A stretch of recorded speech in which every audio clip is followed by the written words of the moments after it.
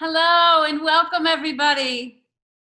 I'm Leslie Brothers, Director of the Ulrich Museum of Art, and I'm here with Jana Irwin, our Head of Education, and Ksenia Gerstein, our Curator of Modern and Contemporary Art. This is our second Ulrich virtual program that accompanies the Ulrich Artists and You Community Billboard project, and the first such program to take us into the studio of a Wichita artist. Tonight, we're in the studio with Patrick Duegaw. The Billboard, with his 2007 diptych, 2 Rooms with Insufficient Light, or Portrait of Kent and Mel, can be seen at 1219 East Douglas through the end of November. We hope you either have already seen it or will make the trip to see it and the other billboards. And there'll be another 5 going up in the next few days. The Billboard project has been very generously supported by lead sponsors Mike and Dee Michaelis and Emprise Bank, with additional individual support from Ron and Lee Starkle, Dr. John and Nancy Brammer, Jeff and Janice Van Sickle, Tammy Bradley and Nancy McMaster, Rick Muma, George and Eleanor Lucas, and Dr. Pat Purvis. We also received 2 generous grants to support this project. One from the Kansas Creative Arts Industries Commission, which awarded us funding from the National Endowment for the Arts, and the other from Humanities Kansas. If you have any questions about the Billboard project, please go to our newly redesigned, beautiful, and very user-friendly website at ulrich.wichita.edu.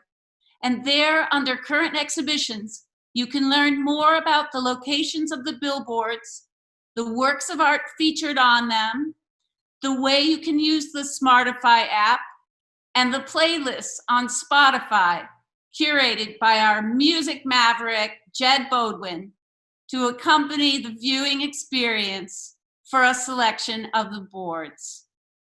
We have also put a hot link on our homepage that will take you directly to the highlights page that lists all the captions for the billboards on view with descriptions and much more. It is now my pleasure to pass the screen to our wonderful curator, Ksenia Gerstein, who will introduce Patrick Duegaw.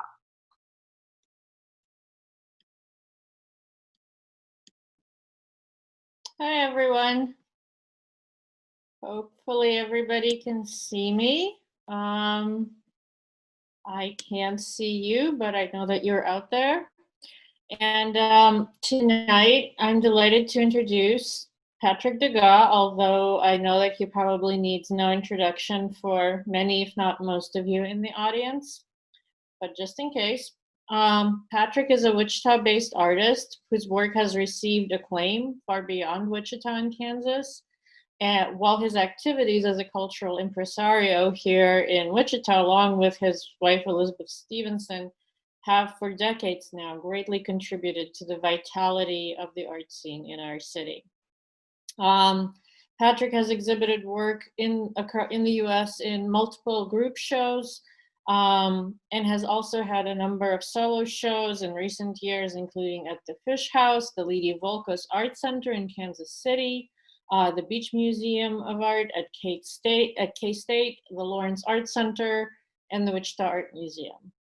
We at the Ulrich were fortunate to host a retrospective of his work in 2017 titled Patrick Duegaw, Pierced by Dogma, and I think Jana is gonna, oh, she already did it. There's some installation shots from that exhibition.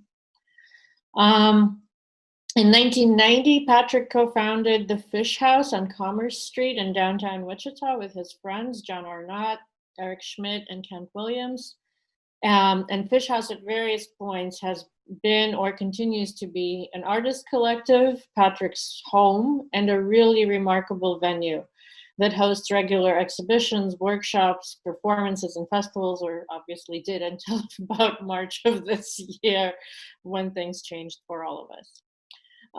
The Ulrich was fortunate to host a Fisch Haus retrospective as well in 2011. And I will say that I personally am always delighted. Again, this hasn't happened in the last few months, but in the past before that, when I've had an opportunity or reason to go to Fisch Haus, or especially show it off to out-of-town guests, I feel like it's a really wonderful example of the ingenuity and creativity that can be found in Wichita's artistic community. And I always feel very proud and excited to go there. So tonight, Patrick and I are going to be in a conversation, mostly Patrick talking, to do a kind of virtual studio visit for about 45 minutes, at which point I'll hand things over to Jenna Irwin, who is behind the screen, as it were, right now for the Q&A.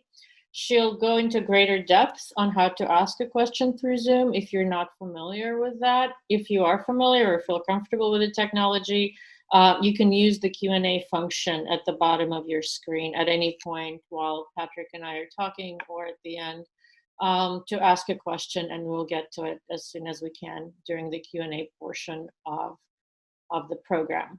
And so with that, Jenna is going to stop sharing the screen and we can hopefully see Patrick. Hi, Patrick. Hi. There you are. How's it going? Good. How are you? Good. Thank you so much. This is a really fun opportunity, and I just want to thank you and Leslie and Jana and all of the Ulrich. This is fun, and all of you who are tuning in. Yeah, no, this is exciting. I mean, for the public watching from home, this is our first time doing it. Patrick is in his studio. I'm in my house, and Jana is in the studio in the background. But I think it's going to be really amazing, and I think it's going to give people insight into your work that it would be really hard to produce otherwise. Very briefly, I'm going to ask Jana to screen share the image of the billboard that is up on Douglas, so that we're kind of everybody's on the same page about the particular work that was the starting point for this conversation that's in the Ulrich collection. Jenna, do you mind screen sharing?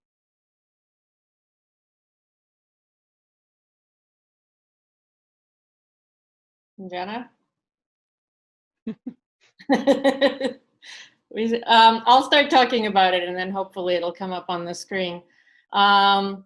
There it goes. So this is the installation shot of the billboard as it appears on Douglas, and it looks really wonderful. And the next image is an actual close-up of the diptych, and it's called "Two Rooms with Insufficient Light," or Portraits of Kent and Mel. And I think all of us felt so lucky to have this work in the collection when we were thinking about works that might go up on the billboards around town. And I'll just say that I personally love this piece so much and feel like it gets so like kind of viscerally but subtly at the same time at something really universal about relationships. To me, it evokes a very, again, kind of visceral, physical, lived experience of what it feels like when things are strained in a relationship. I don't know if that was the impetus for the creation of the work, but I feel like I connect with this piece on a really deep level. And it's part of this much larger series that Patrick has been doing for a number of years called the Painted Theater Project. And so I thought that maybe we could start with you, Patrick, talking about that larger project, this particular diptych, and your working process, which is ongoing with works from this project. Sure. I basically have 5 or 6 various projects going on all at once, and the Painted Theater Project. In fact, the last show at the Ulrich, that was over a span of 20 years. Where I had dropped the series and then picked it back up, and then we had the show at the Ulrich. So likewise, the Painted Theater Project is, and can everybody hear me okay? Am I coming across? I Okay? think so. I can hear you well, and hopefully Okay. people can Yeah, use comment it. if I'm not, and I'll speak up. But Yeah, if anybody in the audience has trouble with sound, use the chat function at the bottom of Zoom to let us know if there are issues. Okay, somebody says audio is good. I think we're good. okay, great.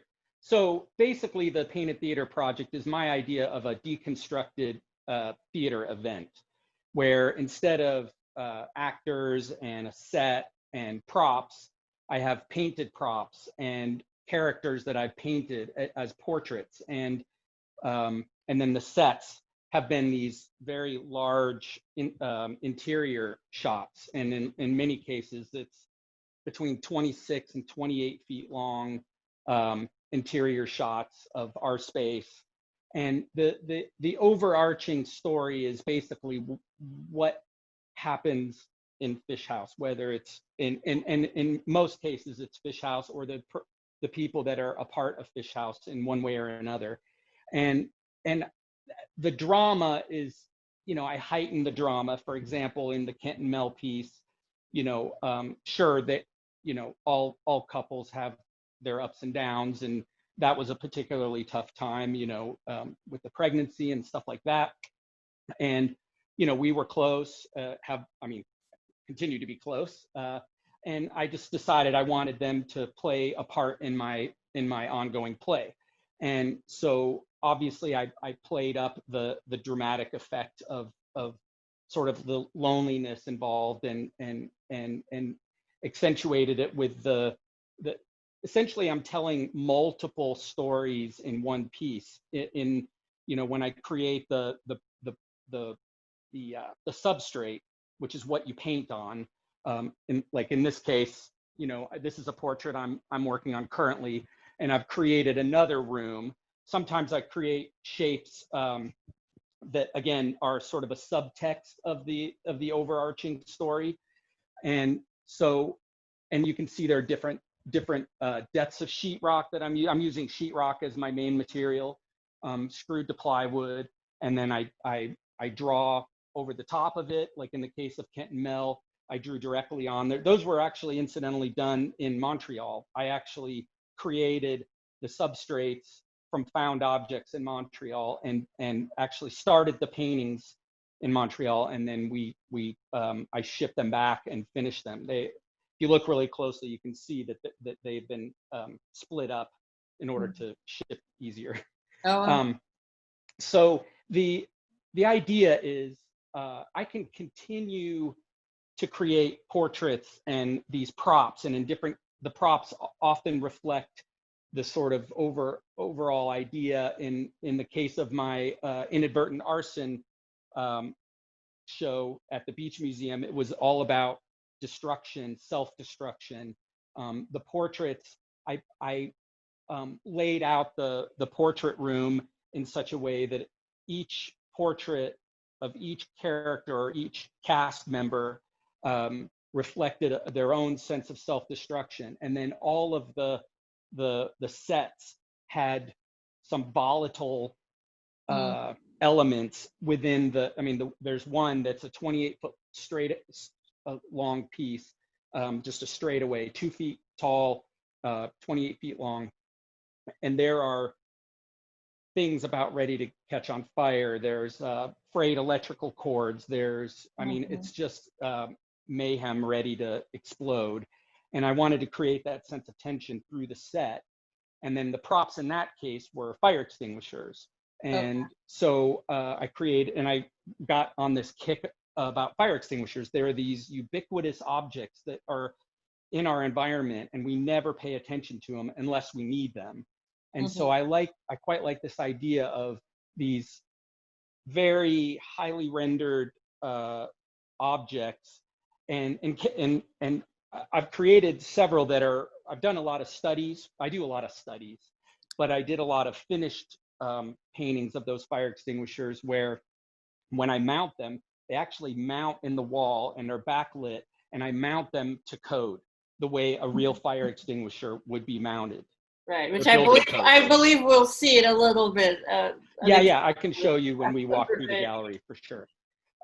So anyway, the idea is in one still play is what I kind of term the whole painted theater project, individual sort of theatrical elements or performances. You know, I deconstruct the play so that they're on the walls around the audience, and you have all the elements to kind of build your own stories, but I am nudging you along with the props, for example, and the sets. And there was one that I did that was all about creation, pardon me. And I used a self-portrait like I did with the destruction version. I used a self-portrait to kind of be the character behind the scenes that's sort of making things happen. And so in the creation sort of overarching story in one, I used tools as my props. I called them the wrong tools for the job because each tool was in many cases presented in use in a way that it was not originally designed for, like using a wrench as a hammer, for example, that kind of thing. But what's nice about this whole thing is, you know, it takes a while to produce a portrait. I mean, this portrait has been in the works for several years now, and it's always on my mind, and hopefully I'll get to it. But in the meantime, I'm playing with other projects. So if I produce, you know, one detailed portrait a year, for example, it would be 10 years till I could actually produce. So I take these portraits that I've done in the past and just plug them into my plays as I create the overarching story and integrate newer works in order to help tell my more current stories. Do you foresee this project ever having an end, or is it something that you think you'll kind of keep coming back to for? I think I'll keep coming back to it because I quite like doing portraits, and I like the idea of being able to tell stories with these portraits. For example, and we'll see my newest sort of project, but I have several newest projects. But I do a lot of self-portraits, and the self-portraits are, like I said, I consider them the fifth business, which is a reference to a Robertson Davies novel, where it's a theatrical term that it's the character in a story that isn't the protagonist, isn't the antagonist, not the love interest. It's the person that kind of moves the story along. It could be a bellhop that bangs into both the love interest to get them together, for example. And so my self-portraits act as that sort of link to everything within a storyline.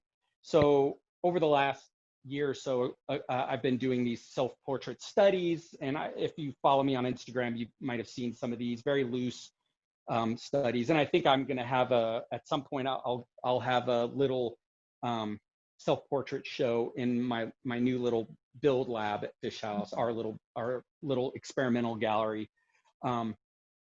But and also to touch on that again, we're probably going to show a film at the end of this production, and yes, that film, just to reference it, is my characters. All 5 of my characters in this film are characters that I'm going to reproduce as detailed as the Kent and Mel piece, and these will, because they represent 5 characters in my preserver series. So you have the destroyer, the creator, and now you have the preserver, the person in between. And I decided I needed 5 characters to truly represent that. And then during the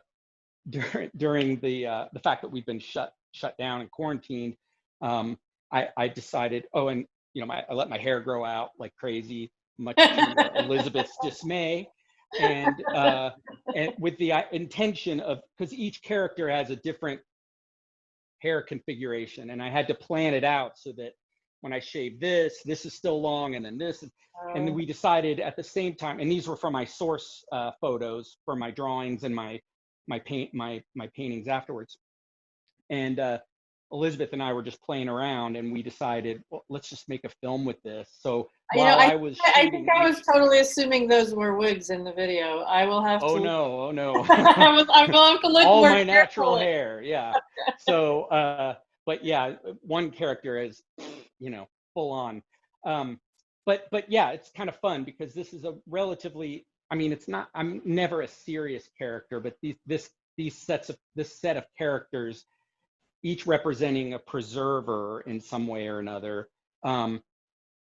Anyway, to be able to use those characters also in a secondary project, referencing the first project, was kind of fun. But we'll show you that at the end. But in the meantime, so I don't know if Jana had the drawing of Torin. I thought Yeah, I'd just she does. briefly. Yeah, we have that. So drawing as a I slide. So referenced. she'll put it up on the screen.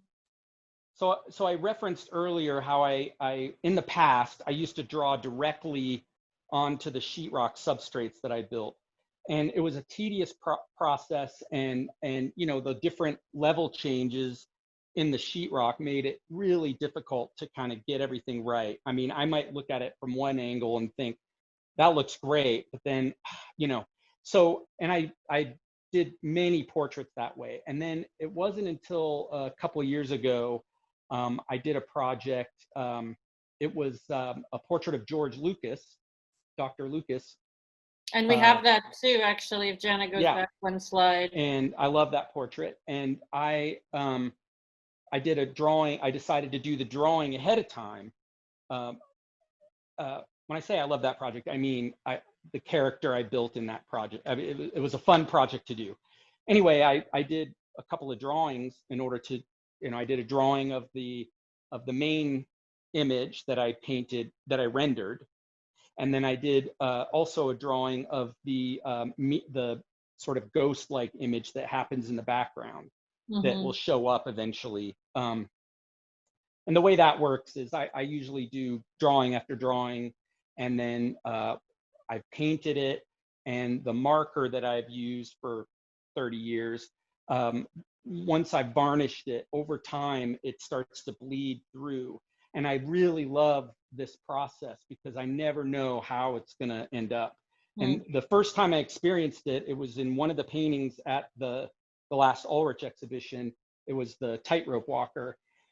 And I remember it was maybe 2 years finished, and I came out into our house and I turned on some lights, and suddenly I saw this all these errant lines like coming through, and it freaked me out at first because I wasn't prepared for that. And that was like in 1990 or around there. And but then the more I looked at it, the more I loved it, because it was this sort of happy accident, for lack of a better term, because I can be fairly controlled, but I love when there's something that happens that shakes that control up a little bit. Not always, but when it turns out well, it's so I decided to harness that. And so I would do many drawings, then do the final drawing over the top with the painting, and then just whatever, you know, cross my fingers and hope it looks pretty decent. So anyway, back to the drawing. So with the George Lucas painting, I decided I want to do some drawings ahead of time, and just so I have some record of the work, because there are no extant drawings of any of my work before then, of other portraits. So, and it worked beautifully. So I did the drawings on paper, and then I transferred those drawings onto my substrate, and then I worked directly on the substrate at that point. And suddenly I have drawings and paintings, and that really that excited me quite a bit. So and that's what the Torin drawing, if you flash that up, that's what that is my study drawing that I then traced over from my original drawing, and then transferred onto a sheetrock substrate that I built.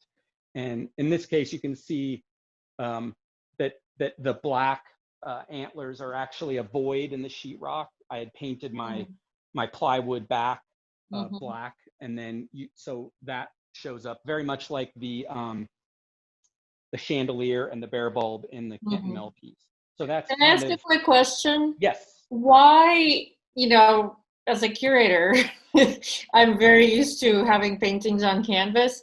Yes. Why sheetrock? Why these, industrial materials that it sounds like, at times maybe make your life more difficult than Well, of course, that's it what you got could to be, do, it could right? otherwise be.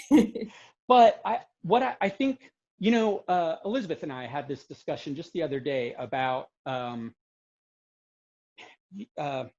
for example, in architecture, I kind of like renovation work a little more than straight up, Mm, from a blank, mhm, canvas. And that's not wholly true, but um, working from a blank canvas seems kind of dead to me in a mm. lot of ways. So there's kind of So a I history to always, these materials. what's that? So there's kind of these materials come with a history that is a starting Exactly. point. So I have boxes and boxes of old sheetrock. The original sheetrock drawings were actually, and this is how I started. Maybe this answers your question a little bit more. I remember, in fact, we showed this at the Fisch Haus 21 show at the Ulrich in 2011 with the group show.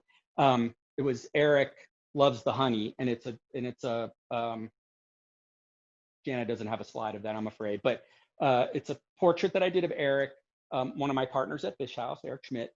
And I think we had a wedding to go to, and I had been painting, and he came up and said, "We got to go." And so I'm like, "Hang on one sec, I got a bunch of paint on my palette." So I just whipped out this little portrait of him, and I loved it. It was so loose and dumb, and I mean, it was just, but I loved it because it was so immediate. But it was on the wall. It was right on my sheetrock. Mm, My bedroom was the first room built in Fisch Haus, essentially. mhm, And so all this old sheetrock, I'd never painted it. I'd never finished. I just screwed sheetrock on the wall. And so it developed a patina over time. And so I ended up cutting Eric out of the wall and mounting it, and wow. I loved it. And I'd never heard of anything like that. So I'm ripping sheetrock out of my bedroom. There's insulation hanging out. So it became a thing, and then it evolved into using pieces to create a secondary, layer to Mhm, the painting. So you can look at it on the surface and see what you're meant to see, which is the image, and then maybe there's another layer of the drawing that's bleeding through, and then there's the sheetrock layer that mhm. can tell another story. So there's a painting, interior with Marlin. It's an older painting that I have in that room over there, and uh, it's a giant interior painting. And in the sheetrock, if you look, I screwed together the sheetrock in the form of a swordfish, Mm, and so or a marlin. I know they're two separate fish, but I mm. think they are. I'm assuming. So that's an example of that. Right. No, I don't. I mean, I feel like it also, Jenna, if you want to project very quickly the slide we have of the set piece from the Ulrich collection, I feel like I'm starting to kind of see like there's a real, like there's a story to everything, right? To the physical spaces that, and I think that's like kind of what's so amazing about being. So I think this depicts your actual, um, it's the title of it is First Floor East End 360 Degrees. We're showing a fragment, but I feel like it shows like just how richly, densely laden with stories all of it is. And on that note, I was hoping that before we go out into the Build Lab and you show us your newest work, if you wanted to take us briefly through the studio, since the name of this program is In the Studio, and I feel like Sure. it would be really fascinating for people to see like what does this working space look like.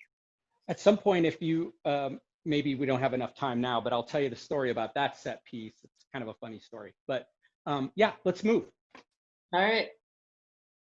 So first of all, this, just to point it out, this is my hardware collection. I go to the yard and I always walk out with about 4 pounds of screws and nuts and bolts and odds and ends. Because if you start a project and you don't have, if you found a really nice brass screw or a bronze screw or whatever, you know, like, you'll never find it again if you don't buy everything they have. So this is, and I can't bear to throw out a nice vessel, a nice bottle, a jar. As you can see, I don't know if that's hoarding, but anyway, I use them, so they're not just sitting around. I don't think it's hoarding. It's very well organized, and you can get around your space, so I think you're fine. Well, you couldn't about 4 hours ago, but Okay. yeah. So if you want to, so can you?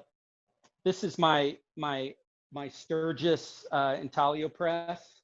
I haven't really used it yet, but I intend to someday. But it's one of my pride and joys. So, and then Is that a letter press or a lithograph press? Or? No, it's a intaglio. Yeah, no, not litho. It's intaglio. Okay, got it. Okay. Yeah. I intend to do monoprints, etchings, dry point, stuff like that. Okay. I intend to. Yeah. But like everything, I have multiple projects going on at once. So and this is just flat file storage and painting storage and a bike that I intend to maybe fix up at some point. It's an old Schwinn. I've been tooling around in an old Schwinn. My main bike is kind of being worked on at the moment, and so now I've got a really nice Schwinn racer that I've been tooling around on. I like a lot. So, and let me know if you need to stop and need a closer look of anything. But no, I mean, I think this is great. I think it gives me and it gives people watching us a sense of what your space looks like. This is my school clock collection. I don't know if you can see that, but you can't set these clocks because they were all set in the office, right? The whole school would be set in one place. Oh, wow. So you can't. There's no dial to turn to set them. And if anybody knows how to do that, please let me know.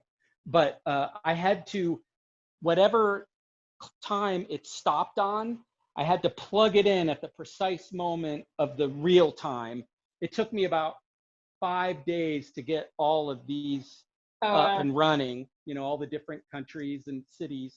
And then daylight savings time hit and suddenly they're all wrong again. So, but they're not functioning now, but I like that aesthetic. Totally. I like knowing what time it is everywhere. Watch and then this is my framing table. It's kind of a clean area where I do all my framing, cutting glass, that kind of thing. Got an air compressor and more hardware, more tools. Do you find yourself doing things like drawing a lot in the studio, or is this more like an industrial manufacturing facility and the drawing happens? Well, I do work in here quite a lot.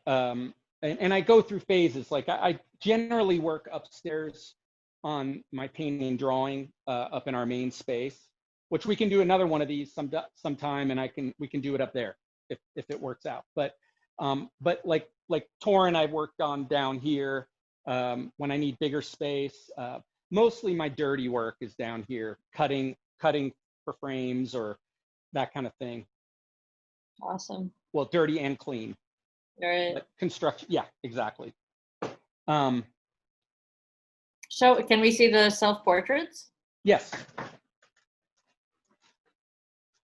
So these were studies for self-portraits, and this little series I did, I think in 2001, and I intend to show these if I do have a little experimental show of self-portrait studies. Oh, I wanted to bring this up too, because I've been asked a lot, like, oh, why do you do so many self-portraits? Like, why, are you just, I don't know the word, self-obsessed? Yes. Well, who isn't, first of all? But mainly, I've always said, well, I'm my best subject because I don't move.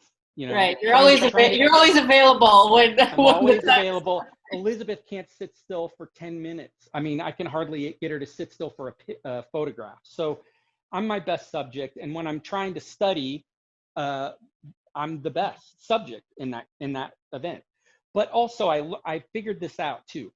When I do a portrait of a person, I really want to try and capture who that person is for me. I mean, I may play up, you know, a scene, or like in the case of the Kent and Mel piece, you know, I tried to play up that drama, but they are essentially those people in that, like they wore their own clothes, like I really wanted to capture who these people are. When I do myself, like in the self-portrait, basically the last Ulrich show was a self-portrait show. It wasn't necessarily retrospective. It was, you know, a self-portrait show where I could make commentary, and I'm not hurting anybody. It's I can make fun of myself all day long, and I can make myself different characters, and I can place myself in different situations that I wouldn't necessarily want to do with somebody else. So, and it just seems to make sense to me in that regard.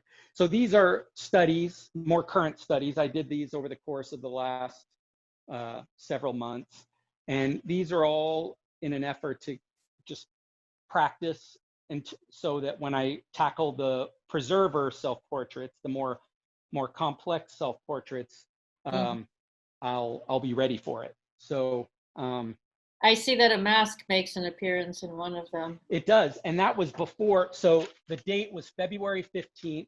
I think the corona hadn't really ramped up hardly at all. I mean, it was in the news only in that it was in China, I think, at that point. I could be wrong, but No, I think that sounds right to me. I was actually building the storage unit on the first floor, and I had to wear a dust mask because I get sinus infections at the drop of a hat, and I was wearing that helmet the whole time because why not? I was bored, and so I took a picture of myself, and then I did the self-portrait, and I used a photograph for that one just because I like the selfie that I did of that. But And so a lot you're of times I envisioning use a mirror. you're envisioning these as a series of 5 finished self-portraits ultimately? 6? The finished, the characters that you see in the film, each one of those will be represented in, those will be more rendered, more like the Torin drawing, and ultimately like the Doctor painting is my plan, and the Kent and Mel painting. But these are just fun, just practice runs. There's in the chat, there's a person asking us if there are Nathan Filbert, and I think that's a really legitimate question. I was thinking that too. You know, self-portraiture has such an incredibly rich and long tradition in the history of Western art. You know, I could Dürer, Parmigianino, Rembrandt, obviously, was his own best subject. Are there, Picasso, are there influences for you that are really important within this specific tradition or more broadly? Boy, that's a tough question. I mean, I'm obviously influenced by everything around me. And so are you asking if there's a specific artist that I'm channeling somehow? And there may not be, but if there were influences, if at some point you started looking at maybe a particular artist's self-portraiture in thinking about your own. Well, not directly, but I know, like growing up, the Egon Schiele self-portraits were obviously very influential. Who else? And that actually, so many, but that connects to my other question. Your work is so incredibly draftsmanly. It's so refined. It's so technically accomplished. And I'm curious, how were you trained, and where does that commitment to that high level of technical accomplishment comes from? Well, I drew when I was a kid, You know, I remember my dad stealing pens from work and bringing paper home for me to draw, because I would just use up paper all day long. I think it was really university that I guess honed my craft a little more. I remember being the best Spider-Man drawer when I was in high school. Not really. Actually, there were a couple guys that were amazing. I was okay, and I remember going to university and thinking, yeah, I'm gonna be lauded here, and just getting hammered. And Where did you go to university? K-State. Okay. Kansas State, and I was studying architecture at the time. So this was just a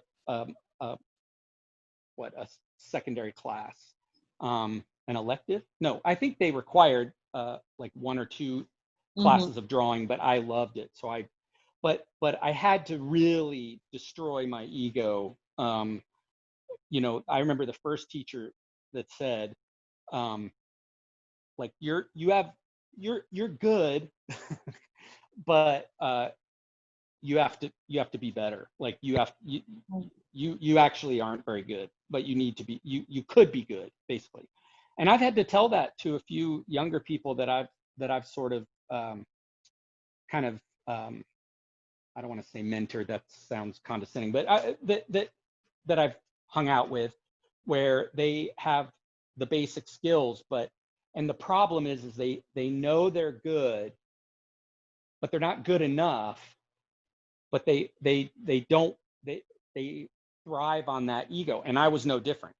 And somehow I had to put my ego aside and just study and draw from life, and draw, and obviously practice makes perfect, and you just have to keep at it. And but the main thing is you really have to, like, throw your ego out when you're learning to draw. But again, in answer to your question, architecture school, I mean, it was night. I mean, I slept maybe 4 hours a night average, as most architecture students do. And on top of my sort of planned, you know, K-State at that time had a fairly regimented program. So you had to take, you know, structures and theory and yada, yada, yada. But also you had your studio class where there was a lot of drafting. You had to really learn how to draft and letter. And these are all basic drafting skills. And that was, you know, technically a 3-hour class every day, but it was really, you know, easily a 8 to 12 hour class. So, but on top of that, I took all the drawing, art history, other like lithography, printmaking classes that I could on top of my already pretty strict. So I remember having to, I got to be close to our printmaker professor, and because I didn't have much time during the day to actually pull my prints, I would actually, I had permission to, I'm using a lot of air quotes, I'm sorry, but he didn't really give me permission, but he looked the other way. That story, since we're talking about prints and we're just getting a little close to our time, do you want to walk into the Build Lab? Sure, sure. It's the perfect seg to talking about the prints you're doing right now. Yeah, but just in finishing that story, I had to, like, climb in the window at like 4 in the morning in order to use Oh my gosh. press. And that was how I got it done. But anyway, we'll keep walking. So this is kind of a big door that takes us directly into hi guys. Are we practicing social distancing here? Yes, we are. Okay. So this takes us directly into the new gallery that is at Fisch Haus. I built it last spring, just refined it, put plywood underneath the sheetrock, and kind of created a kind of an experimental, more intimate space for showing work that maybe isn't quite ready for a gallery or or downstairs in the main room or anything like that. You have maybe a small little group of work that you want to show. And so that's what this space was created for. Yeah. So Do you, yeah. this is good. So for a second there, you were really backlit. This is much better. This gives it this something about the way the camera was relative Okay. to you. Okay. Do you want to show us the work, the donkey and the elephant works? I think. Yeah, sure. So basically this series of work, there are 13 images. They represent the 12, no, she wants it here. They represent the 12 labors of Hercules, but my own sort of version. All of these drawings were done with an initial 5 lines that were randomly, I basically closed my eyes and used my left hand to create 5 lines. And then I had to make something from those 5 lines. It's a game that I used to play with my mother. And it's a game that I would play years ago when I would be in a cafe and I needed something. It goes back to Ksenia, it goes back to, you can't have a blank canvas to start with. Like suddenly you can start with 5 lines, you're messing up the page, so to speak. So now anything you do after that is, it's whatever. You're responding to something. You're working with something. Exactly. She wants these pictures. Oh. It's the next slide, Jana, and then I think because it's hard for people to see them behind Patrick, but if you just show the next slide, there we go. And so I think just so the lines in red are the original 5 lines, right? Correct. So the way I approached the project was I rather than draw on a stone, these are lithographs.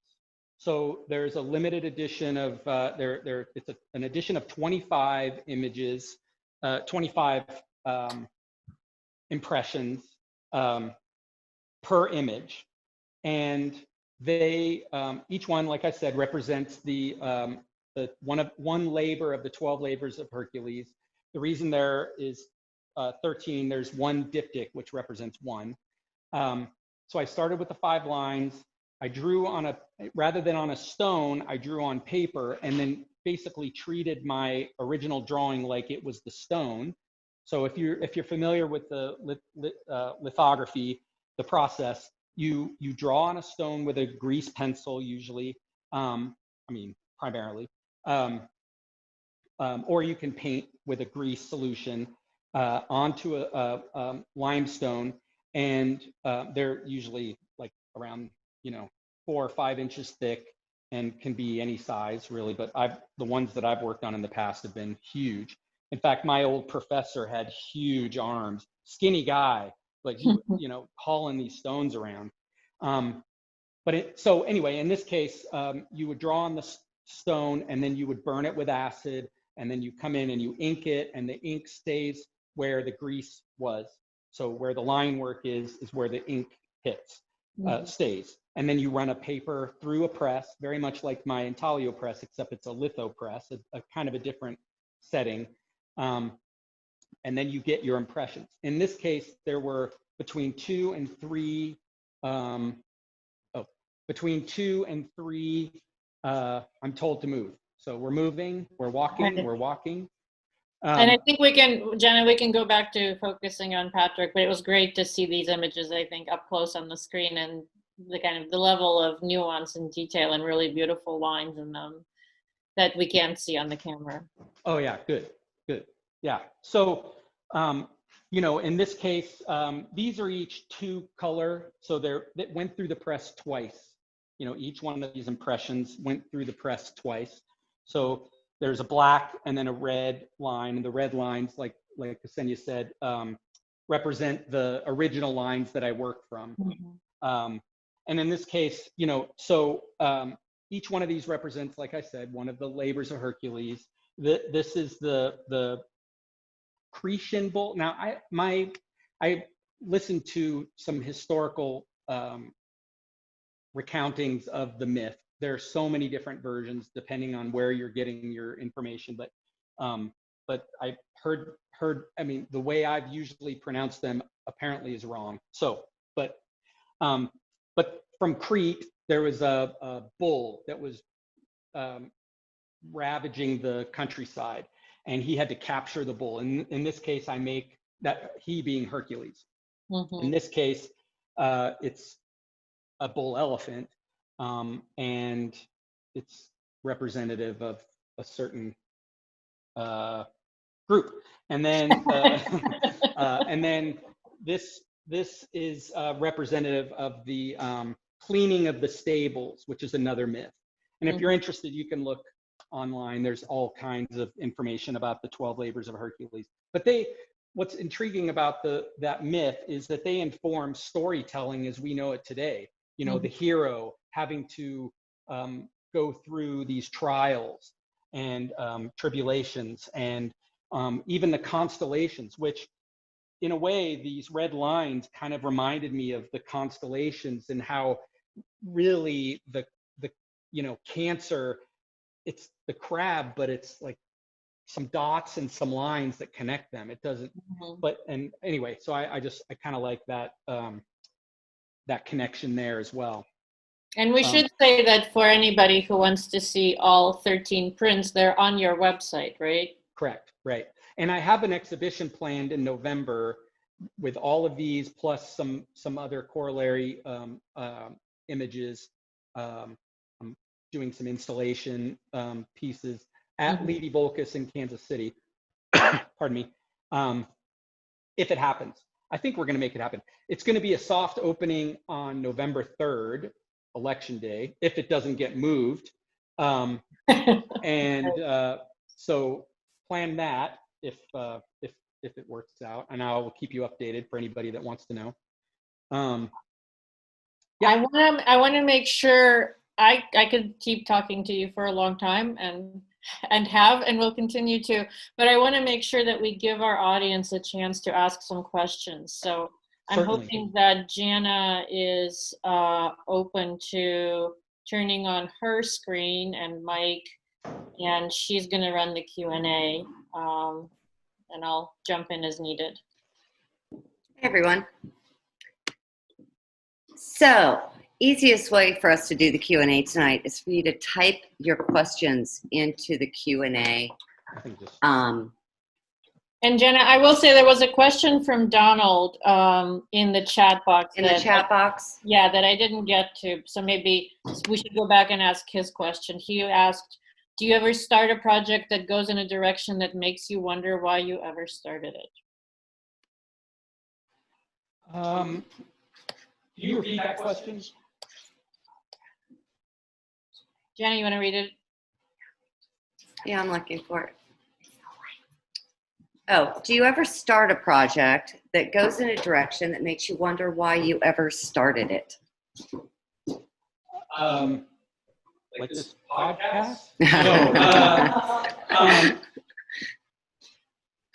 don't know. I mean, I guess if I started and I'm not happy with it, I set it aside. Hey, Jenna, can you turn your audio down? I'm getting feedback. Somebody's audio is giving me feedback. Anyway, I do a lot of procrastination. And in fact, I am a huge fan of procrastination. And I think it serves a purpose, because when something is not working or happening, but you know that it could be good, but it's just not gelling. Like, I got halfway through this project, and this was a pretty taxing project for me, because first of all, I'm working with 5 randomly made lines, and I have to see something in it. I have to make it part of my narrative. And there were some that didn't quite fit, and they got cut because I didn't make them part of this series, but they're still around, obviously. So I had to have it fit within my narrative, which was within the framework of the 12 labors. And in my case, this is the trials of the golden rat. So these are the trials and tribulations of a golden rat, and I'll let you think about that. And also I had to kind of have an aesthetic quality maintained throughout. So I got halfway through the series, and it seems super strong to me, but I still got, 6 or 7 more images to come up with that fit this narrative. And I'm so close, and I want it to work, but so I had to put it on the shelf for a little while until I could make the ideas work, make the lines say what I want them to say, for example. There are projects that I've had on a table for several years. Well, the series at the Ulrich, I started that series. I think I did 3, started a 4th one, set that one aside because it just wasn't working for me. I couldn't figure out how to make it work. And then one day, years and years later, after starting the Painted Theater project and doing all these other projects, and I decided, I think I woke up one day and it was like, I know how to resolve that project. And I know I mentioned it before. Elizabeth gave me a hard time about it, that I should finish this piece. And that was not her wording. She said something that I'm not going to say here, but yeah. So 20 years later, and then suddenly I'm back, on the horse again, and I'm like doing all these, and the end result was the show at the Ulrich. So that's why, so in answer to your question, yes, but I stick with it, and eventually it comes back around. It sounds like the path might be best described as peripatetic. Yes, because I trust you. That sounds good. This is an easier question. Janet, should I read the question so that we avoid the feedback issue? Is that okay? Absolutely. Okay. Julie Bryn is asking, what sort of music or soundtrack, if any, do you use while creating? What helps you get there to the finish line? It's a mixed bag. Sometimes it's WBGO, it's jazz. I love that station. It's an NPR station out of Newark, New Jersey, and they just play great, like classic jazz. But then sometimes it's classical. Oh, I need to scoot back. I'm getting direction, stage direction. Sometimes it's DJs. There's a DJ that I follow in Spain and one in Portugal, and they'll just do these 3-hour-long sets, and those are the best because there's no beginning and end to a song, and you can just flow. And then lately, and this was mostly for my framing, so I'm not quite answering the question, but I had a bunch of old cassette tapes, mixtapes that I had made and friends had made me over the years. And we, when I was cleaning out the storage area on the first floor, we found a player. So I've been listening to that, and it's hilarious. That's been a lot of fun. So it sounds like there's a lot of diversity to it. Oh, yeah. Julie also asks, do you have any of your work for sale to the masses via print-on-demand sites like Redbubble? No, right now, technically this isn't a show. This is for me. I think I put this up, Ksenia, so you could see it originally. But and we have another comment from Leslie, who also saw it in person and who just wanted to point out to everybody that they're stunning in person and that she's looking forward to seeing them again. Oh, good. Yeah. But I framed up and sent a set to California. I have a gallery in Healdsburg in Sonoma, and they'll have a little exhibition there. And then I have another set that I'll frame up for the exhibition at Lady Volkus. And so I'll have a proper exhibition in a couple different places. Okay. But they'll be up here for a little while. But I haven't gotten them out there in any other way yet. So. Julie suggests that it would be fabulous for people to be wearing your face on a mask, I guess, if you ever wanted to turn the self-portrait into a mask, but I'll leave that as a suggestion to ponder. We have a question. I will think about that. We have a question from Marcelin McNeil. Hi, Marcelin. Mars! who was asking, what do you think led you to be a storyteller, or where did that interest begin? You know, my mom was kind of a storyteller. She was very funny. My grandfather, her father, was a storyteller. But I think one of my dear friends who's since passed away, who I've done a portrait of, Jürgen Dostert, which the main gallery is named after him, by the way. It's the Jürgen Dostert Gallery. Whereas this is named Build Lab, that's the Jürgen Dostert Gallery. He and I would just spend hours and hours drinking beer and telling stories. And we just honed all of our storytelling skills. And Mars knows Jürgen. But I think and that was in university, when I really kind of embraced it. Now, I always loved listening to stories. That's, but being able to actually tell a story in that way, probably, I think that's how it got started, I think. But Mars, you knew me before then, so I don't know. Was I a decent storyteller back then? I don't know. I think you're a wonderful, I didn't, but I think you're a wonderful storyteller now. By the way, a little side note, Marcelin McNeil is one of my favorite painters, and you should check her stuff out. She's awesome. She's in Texas, so yeah. I totally concur.